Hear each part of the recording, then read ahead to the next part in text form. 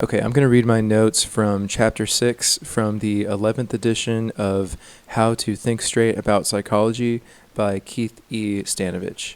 And these notes are meant as a study guide and are not a replacement for actually reading the book. Most of these notes come directly from the book. These are the ideas from the chapter that seemed most important to me. So, Chapter 6, Getting Things Under Control, the Case of Clever Hans. The Chapter 6 summary is written at the end of the chapter, but I like to read the summary before I go through the rest of the notes. So, the Chapter 6 summary. The heart of the experimental method involves manipulation and control. This is why an experiment allows stronger causal inferences than a correlational study. In a correlational study, the investigator simply observes whether the natural fluctuation in two variables displays a relationship. By contrast, in a true experiment, the investigator manipulates the variable hypothesized to be the cause and looks for an effect on the variable hypothesized to be the effect, while holding all other variables constant by control and randomization. This method removes the third variable problem present in correlational studies. The third variable problem arises because, in the natural world, many different things are related. The experimental method may be viewed as a way of prying apart these naturally occurring relationships.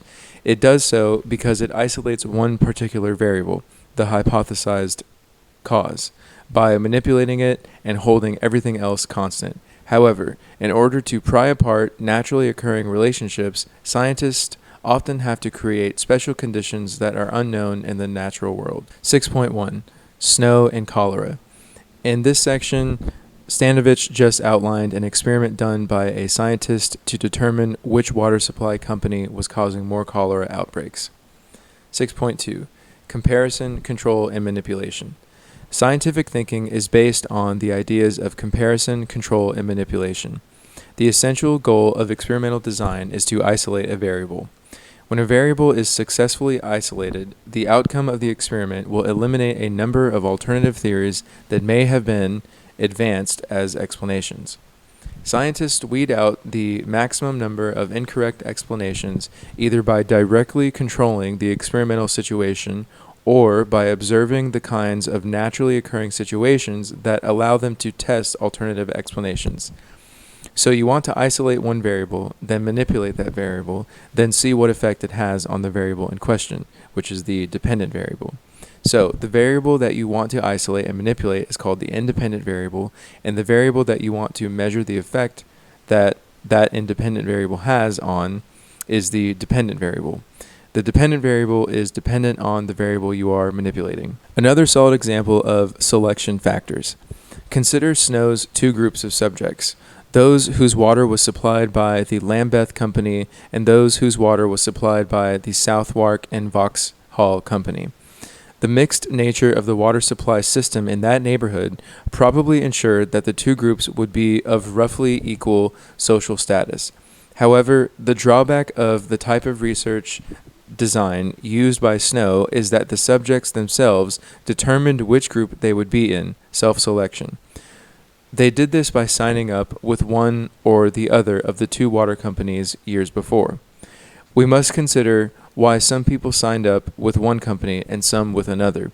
Did one company offer better rates? Did one advertise the medicinal properties of its water? We do not know. The critical question is, might people who respond to one or another of the advertised properties of the product differ in other health-related ways? The answer to this question has to be, it is a possibility. A design such as Snow's cannot rule out the possibility of spurious correlates. A procedure known as random assignment, in which the subjects themselves do not determine which experimental condition they will be in, but instead are randomly assigned to one of the experimental groups, scientists can rule out alternative explanations of data patterns that depend on the particular characteristics of the subjects. Random assignment ensures that the people in the conditions compared are roughly equal on all variables because, as the sample size increases, random assignment tends to balance out chance factors. This is because the assignment of the participants is left up to an unbiased randomization device rather than the explicit choices of a human. Random assignment is not the same as random sampling. Random assignment. Random assignment is a method of assigning subjects to the experimental and control groups so that each subject in the experiment has the same chance of being assigned to either of the groups. In actual experimentation, a computer-generated table of random numbers is most often used to determine which group each individual would be assigned to. By using random assignment, the investigator is attempting to equate the two groups on all behavioral and biological variables prior to the investigation, even ones that the investigator has not explicitly measured or thought about. How well random assignment works depends on the number of subjects in the experiment. The more the better. That is, the more subjects there are to assign to the experimental and control groups, the closer the groups will be matched on all variables prior to the manipulation of the independent variable. The extraneous variables that could potentially affect the dependent variables other than the independent variable, the variable designed to have an effect on the dependent variable, are sometimes called confounding variables. The two big strengths of the procedure of random assignment. One, in any given experiment, as the sample size gets larger, random assignment ensures that the two groups are relatively matched on all extraneous variables. And then two, even in experiments where the matching is not perfect, the lack of systematic bias in random assignment allows us to be confident in any conclusions about cause as long as the study can be replicated. This is because, across a series of such experiments, differences between the two groups on confounding variables will balance out. Training in all the sciences includes methodology courses that stress the importance of constructing control groups. Here, comparative information is referring to comparing the results of an experimental group and a control group. Many fields, not just psychology, have gradually developed an awareness of the necessity of comparative information when evaluating evidence. Business and governments have increasingly turned to controlled experimentation to find out how to optimize their policies, and such studies can lead to surprises. A true experiment is one with proper controls and manipulated variables. Note also the link here to the principle of parsimony discussed in Chapter 3.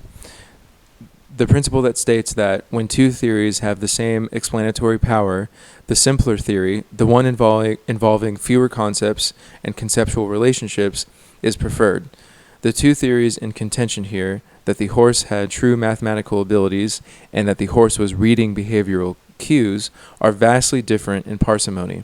The latter requires no radical adjustments in prior psychological and brain theory.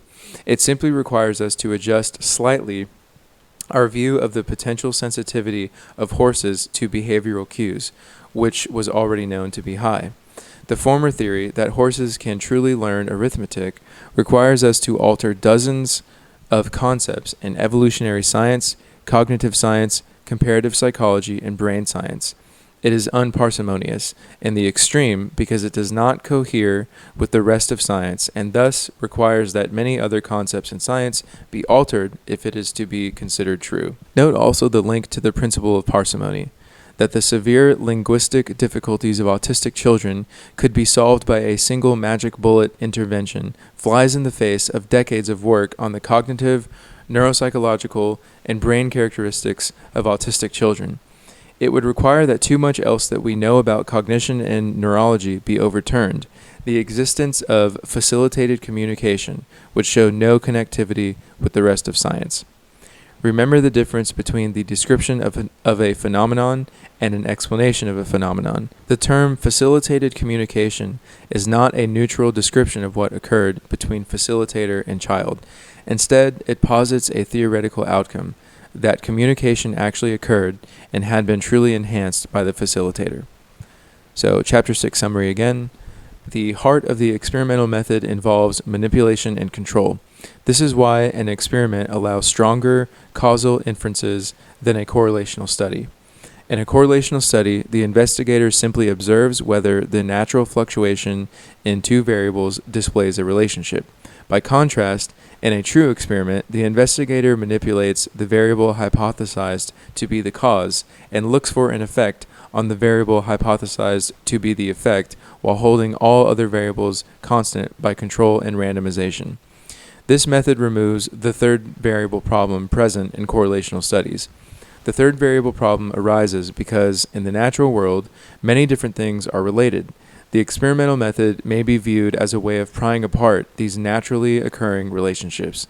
It does so because it isolates one particular variable, the hypothesized cause, by manipulating it and holding everything else constant. However, in order to pry apart naturally occurring relationships, scientists often have to create special conditions that are unknown in the natural world.